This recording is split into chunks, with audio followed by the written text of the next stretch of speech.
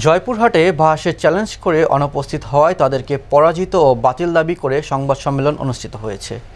সোমবার দুপুরে শহরের বাগিচাপাড়া মাদ্রাসায় সংবাদ সম্মেলনে লিখিত বক্তব্য পাঠ করেন বাহাসের মুনাজির বগুড়ার জামিয়াতুল রশিদের প্রতিষ্ঠাতা পরিচালক মুফতি মোহাম্মদ শফিক কাশেমি।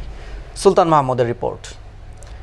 একটি লিখিত বক্তব্যে তিনি বলেন, জয়পুরহাটের খেতলাল এলাকার ডক্টর আশরাফ সিদ্দিকী বিভিন্ন মাহফিলে দেওবন্দি তাবলিগি চরমনায়ের লোকজন সবাইকে কাফের ফতোয়া দিয়ে ফিতনা ফাসাদ করে ধর্মীয় অনুভূতিতে আঘাত এবং মানুষের মধ্যে বিভ্রান্তি সৃষ্টি করে।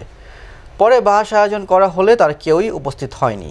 এ সময় উপস্থিত ছিলেন জয়পুরহাট পাকারমাথার আল জামিয়াতুল ইসলামিয়া মার্কাজুল উলুম মাদ্রাসার মুহতামিম মাওলানা আসাদুল্লাহ, বাগিচাপাড়া মাদ্রাসার মুহতামিম মাওলানা আব্দুল বারী শাহিন, নুরুজ্জামান রাশেদী কওমি মাদ্রাসার মুহতামিম হাফেজ মাওলানা আব্দুল বাকি, জেলা ইসলামী আন্দোলনের সেক্রেটারি মাওলানা মোহাম্মদ নাজমুল হাসান মাহমুদ, জেলা মুজাহিদ কমিটির সেক্রেটারি গোলাম সানোয়ার বকুল সহ অন্যান্যরা।